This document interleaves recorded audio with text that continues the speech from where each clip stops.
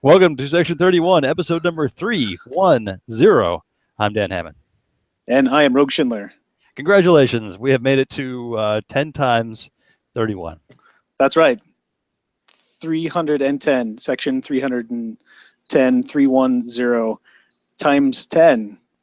That's amazing.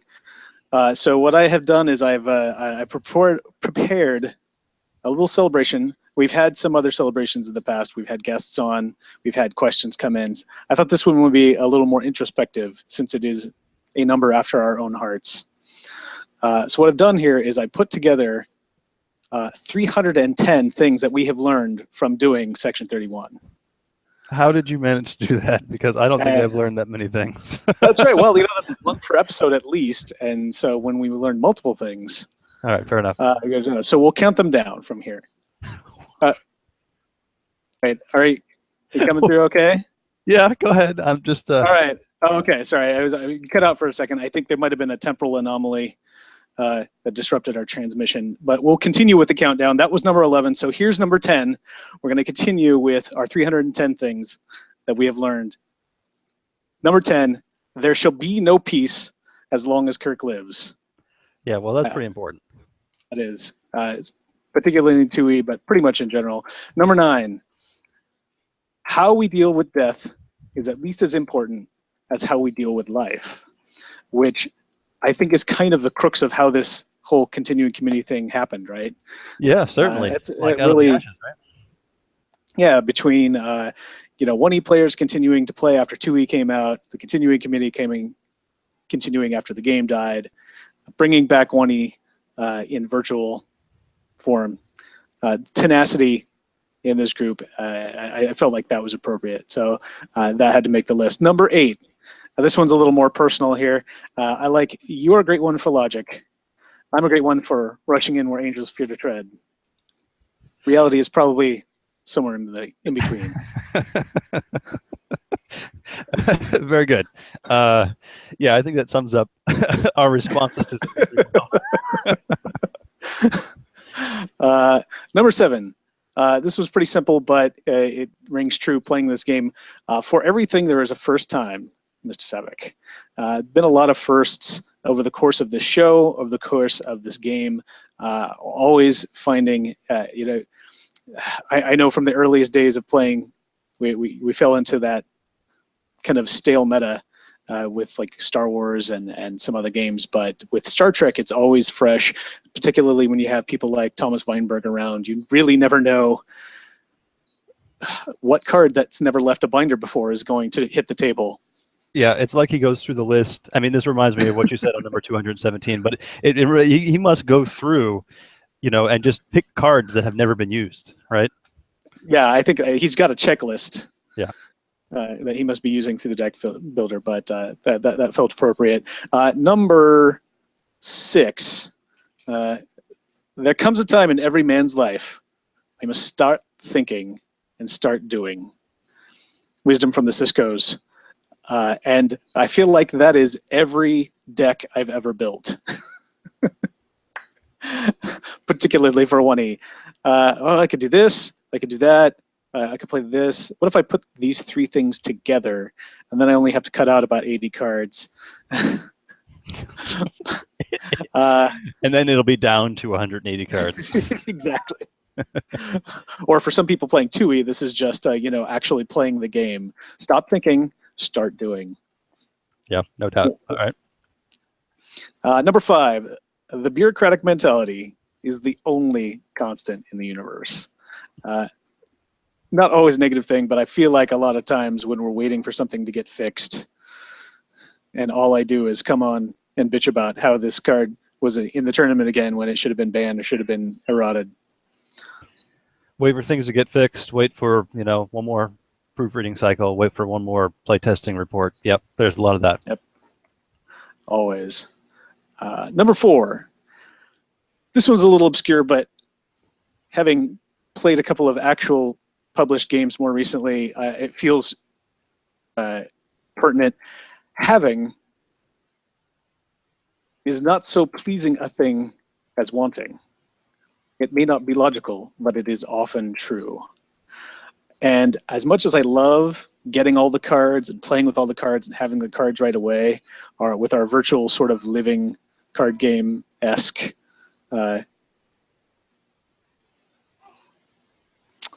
model, it's still kind of a bummer to not be able to, get the the rarity of the cards, trying to hunt down the cards and trade for the cards and collect the cards. So that's a little melancholy thing that over the course of this trek. I do enjoy playing with the cards that we get from the continuing committee, but I do miss also cracking those packs and hunting for those rares that we're missing. Yeah, I mean, there's a little bit of that with the tournament promos, but you're right. It's been a long time since I cracked open a pack and have, been hoping. I hoped for a card. You know what I mean? Exactly. Possibilities. There are always. All right, number 2, we couldn't have a list 310 items long and not throw in a little sentimentality for an anniversary episode. I have been, and always shall be, your friend. Very good. because there's no way we would have lasted 310 episodes doing this. No. We are. Oftentimes, I just assume that we are doing this for our own benefit and no one else's. As long as we're entertaining ourselves. There's a high percentage of episodes out of 310 that I feel we are the only one who we are entertaining. Well, then we know at least 2 people will be entertained. Exactly.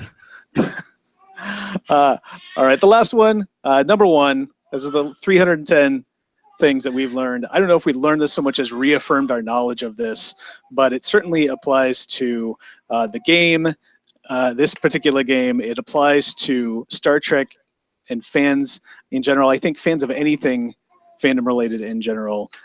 We've mentioned it before, but I feel like we have to say it again. I'll need some audience participation from you for this, but I think you'll know what to say and when to say it. Our number 1 thing is, I hate this. It is revolting. More? Please. Yes, exactly. There's a lot of that. Awesome. Well, that was an amazing list. Yeah. So if you haven't been with us for all 310 episodes, there's the nutshell of our knowledge. You don't have to go through and listen to the backlog, but you can keep going from here on out. Well, here's to another, and I think I said this at 100, here's to another 310. We'll keep going as long as this is free.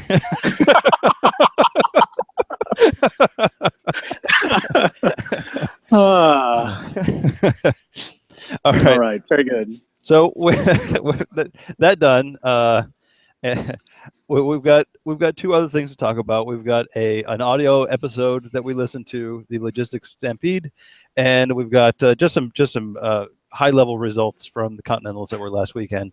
I will say I dropped today additional Continentals kits in for Austria and Australia, where the European Continentals and Australian Continentals are taking place. So they should be there probably not the end of this week, but early next week. They should be getting their kits. And the director of organized play, Mr. Tufts, had suggested that I include something a little extra in each one. So I threw in buttons for national buttons for every country that the continent represents. So for Australia, it's only 3 extra buttons. But for North America, there was Canadian buttons in there. There were U.S. buttons, and for European continentals, there were UK buttons, German buttons. What else was in there? There were a bunch of buttons. No EU buttons? No. But I did. Okay, I'm not going to break any. Comment about breaking things up. No. No, that's great. So a little extra in there. There's 20 of each of the promos. They look great. I've got a few extra here after all those were sent off, and these will be going in the raffle for folks who cannot get to Continental. So I've got a handful of about, I got 5 of each Famine and the Unicomplex, and what was the last one? Cardassia? Cardassia, yeah. Yep. Cardassia Prime. Those will go into the raffle, the future raffle. The raffle actually is coming up. We've got about 3 or 4 days left to put tickets in the bin. I did set the tickets to be the bins to list not exactly how many tickets, but the quantities are now up, so you can see what's. There was at least one that had no tickets in the bin. I was surprised to see that. And continually, the most popular continues to be the big bag of a full set of promos for a previous year. So we will definitely do that since that seems to be very popular. We'll do that all 9 at once. That's great for folks who can't make it. Cool. Yeah, I'm also a big fan of the. I noticed the caveat on the hollow rotational marker foil of 1 ticket per person. That's right. Yeah, we do that every once in a while with some of the uber rare ones. I applaud. Yes. All right. Very good. So raffle. Let's talk just a little bit of the Continentals. It looks like Ken Tufts won first edition, and it lists a Hirogen icon there. So I'm going to guess that's a Hirogen deck. The holograms lost gem at the Caretaker's Array is the name of the deck, at least for the final four there. And second edition was Lucas Thompson. Congratulations to Edu here. Is he going to interview himself? I think that somebody already made that joke. A Klingon deck. Okay. Big Klingon deck. Actually, I don't know if it's big yet. Yeah, 71 cards. That's pretty big for not us. Sure. Yeah. All right. Awesome. And the winner of the Tribbles event, there's no deck list listed. I'm looking forward to seeing what he played. But Corbett Sr. Won the day. And again, looking forward to seeing what was in his deck if he was playing the half Fizbin or anything else, utilize or back to, recycle or not recycle, rescue, back to the old stuff. If it's anything like me, I like playing a lot of different things, the IDIC deck, because if you go out once, you get a lot of points for going out and a lot of points for getting all the different cards. And, you get to play a lot of different cards. Yep. It is nice for getting that big lead and holding on to it. Is there anything on the schedule for us locally? I know we had everyone away at events. I was at Origins, and, you've been reasonably out of commission. We were going to have an event, but someone had a wedding that day, so we weren't able to do that. Our Jesse! Yeah, I know. We were betrayed. We were going to do a 2E draft, which would have been great because, no preparation necessary. You show up and play with the cards you get. But, yeah, it didn't happen. So I guess it being the end of June, I guess we're out of luck on that. Maybe we'll see what we can do. I think I had the last regional kit sent off to Australia as well. Apparently, the Australian tournament director ordered the kit, the what do you have to buy first. You can't just buy the kit. You have to buy a pass, and then you buy the kit. Well, I think he just bought the pass and then kind of forgot to actually order the kit. So, yeah, it's a bit on us. You should have a reminder when you buy the pass to here. You should go right into ordering the kit. But yeah, that'd be helpful. I think I've done that at least once before. Yeah. So it's on its way, and they'll be able to distribute the prizes afterwards. So there you go. All right. Nice. Yeah, to answer your question, I don't think we have anything on our schedule locally. I know we've been very busy on our schedule, and we're coming up right into the crux of con season. You just had Origins. Comic-Con is coming up. I know people have things coming around that, and then Gen Con is 2 weeks after that. 2 weeks after that. So I'm not sure we'll have anything. It's just a matter of whether or not we have enough players to get something together. But it's always tough this time of year. So maybe we can throw a last-minute draft together or something. Yeah, we should do something. It's been too long. At some point you start missing all the guys that just play Trek. I haven't seen Thomas in quite a while, so we should definitely do that. All right. We need a tournament at Dan's house so that we can have all the kids somewhere in one place and perfect. Yeah. Actually attend. Wow, you think Johnny would bring up Rook, and then he would bring JD over, can bring him in. JD can bring over it. Wow, that would be. I don't think my house is big enough for that. Sorry. I'll have to rent the clubhouse. Let them run around in there. Yeah. All right. Very good. Let's talk about the logistics of Stampede. What do you think? Yeah, I'm excited. And again, it's on the scale that we've been discussing. Because we're almost done? No, had no objections to this episode. That's I think a strong compliment for this series. Yeah. All right, great. So this is another one that I remembered from back in the day, and not as much as I remembered the last one because of the insults that were flung about by Red Dawn and the Death Eater or whatever, Right. social miscreant or whatever that was. No, this was an interesting sciencey, science fiction-y kind of story. Yeah. Alan Dean Foster wrote this, so I thought it was pretty well done, story-wise. We're at an interesting planet that apparently pays taxes to the Federation, which I thought was an odd line. I didn't know that. Yeah. That was kind of odd, but that's fine. They had a problem with this beast that stampedes. There's millions of them. They're gonna trample the crops.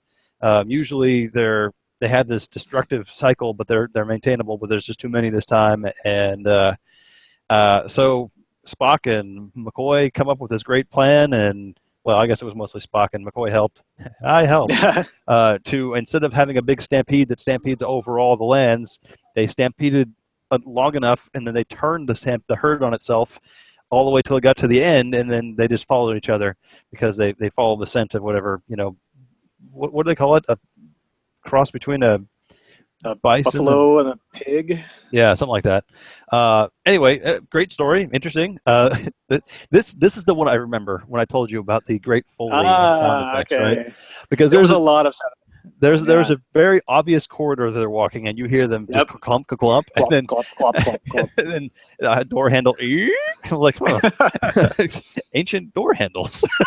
It's like, well, okay. And all the driving sound effects for the car, starting up and moving, and then to coming around, and it's like, oh no, they're coming right for us. They had folks that had interesting, if not quite placeable, accents.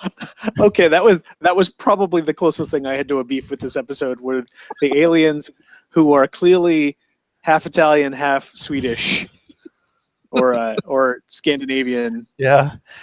They had like the Scandinavian accent with the Italian cadence. Yeah, it was. It was properly, alienish. Some colony probably took off, from Earth and settled here. That's what it was. Supposed to be a hilly grassland kind of a thing. I thought it was a fun. It wasn't too long. There weren't any long periods of what's going on or what just happened. Stretching out too much. I thought it was well paced. I thought it was a pretty good episode. I'm glad you enjoyed it as well.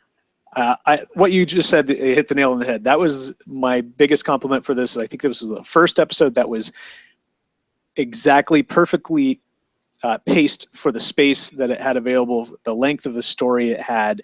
It had a beginning, it had a middle, it had an end. There was none of this lots of nothing happening and then rushing to finish it up or trying to cram too much into too small a space. It was a perfectly sized, bite of a story.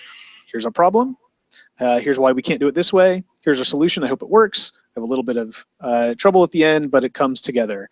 All of the science, I guess, kind of panned out. I'm not a farmer or a chemist or something, but it all seemed to make sense, and I could follow along with their logic. And I was really impressed with. It's really hard in literary or audio form, description, to do action. Describe things that are happening, but I was able to very easily follow along what they were trying to do, turning the herd in the circle and having them follow each other. And then they even followed it up with consequences. Yeah, definitely. Which I thought were great. It's like, we've had a couple issues where we're like, well, this is, okay, they did that, but then what's going to happen here with all of that? They don't even touch on that. And they did it, not only did they touch on it, but they did it in a lightly comical manner that wasn't forced. That was my favorite thing. It was kind of funny, cutesy at the end without being, oh my God, here's the part where they're trying to make jokes and failing. Yeah, they weren't trying to, there was no agenda that they were pushing. It didn't feel like, that may be the one hit to it. There was no, Star Trek has a lot of telling one story when you're really telling another story. This was just a neat little science fiction-y story that worked out pretty well. I like the Spock and McCoy banter. You know, if this Yeah, doesn't work, I definitely. want you to court-martial his corpse or something like that. That was great. No, I had a good time. I would recommend this one. And this is a damn fool idea, Spock. This is going to be, you can't ask this people to take this risk. Or this is, and then he's like, well, doctor, it hinges entirely on whether or not you got the chemistry right for concocting this pheromone. Oh, thanks. Put it all on me. Yeah, no, it was great. Yes. If so far, I'd say if there was one to listen to, if you were, you know, if you're doing that thing where, you know, you're not going to actually watch any episodes, but maybe you'll go back one if it was one that was recommended. This one was pretty fun. And again, it being very well paced and not very long means that it would be one I would recommend. Yeah. Right on. Very good. Then next up is a new one for me. The Man Who Trained Meteors. I have not even scouted ahead and learned that one, so that'll be fun. All right, I'm looking forward to it. All right, brilliant. Well, do we have anything else before we wrap up episode number 310? I don't think so. That's pretty much all we've got. You know, we can keep tabs on what happening. I'm looking forward to seeing if there's any fallout from Continentals. I know, you know, we sometimes come away with there wasn't any you know, God decks or anything like this, anything like that. But you know, sometimes with these big events, come away with, you know, everybody was playing this, or half the field was playing this combo, and it's broken. And so, you know, we've got July coming up. The month is usually when the month rolls over is when we get the errata words or things that are coming out. So we'll see if Continental's had any effect on that. Yep, and it is about time. I'm going to be starting to build my decks for the Masters event that I'm going to in Indianapolis at Gen Con. So I've got that to look forward to. I almost bought tickets. I found out that I've got enough miles on American for a flight out, so I just got to figure out how to get back now. Nice. So soon I will have that taken care of, and all will be well. So do I need to go through the event book for you? No, what I'm going to do is I'm going to find out, because I'm going to be running some events. I'm going to be running the triples at night, except for like Friday. They're doing the Concert Against Humanity again. Nice. So I'll be going to that, and so I'm going to probably end up running an event or two during the day. And whatever events I'm not running or playing in, I'll definitely play in the 1E and 2E and the Triples Masters, but I will probably be spending the rest of my time over at the ACG booth. I took a look at the Gunslinger deck when I was there, and there were a lot of interesting equipment items and items for like bullets and spark things and all kinds of weird things like this. So I'm looking forward to looking at that again, and maybe I'll be taking the deck that I played at Origins, and maybe I'll have another go or two and see if we can get some of that high level play in for the most recent set. But since they're doing Open again, I might try to crash that and see if I can, you know, what do you call it? Repeat as world champion of the ACG world, right? I gotta. Yeah, I'm really jealous. That sounds like it's going to be a lot of fun. I'm looking forward to seeing what they had to put together for this year. As I don't know if you follow Paizo's blog at all, but they talk about ACGs every Tuesday, and in their Gen Con preview, they mentioned as if it wasn't enough work for me last year and enough work for me crossed out as enough fun for you last year. Yes, we're doing this again. Excellent. Yeah, no, it was a lot of fun. So what I'm a little disappointed, because we were really hoping to get our whole hands on that scenario so we could play it locally. So yeah, my thought is they must be maybe they're running something very similar this year, and they didn't want to spill the beans, or what. But either way, I feel like they have to know at least half of those people are going to come back and play again. So yeah, especially the hardcore ones. Yeah. Yeah. All right. Very good. Then let's wrap this up. All right. Well, I look forward to hearing your tales from that in a couple of weeks. In the meantime, I am Sir Rogue. And I'm Sir Dan. And I will remind you all for the 310th time to expend your power in the universe. What, did you forget? I guess. The stalled out.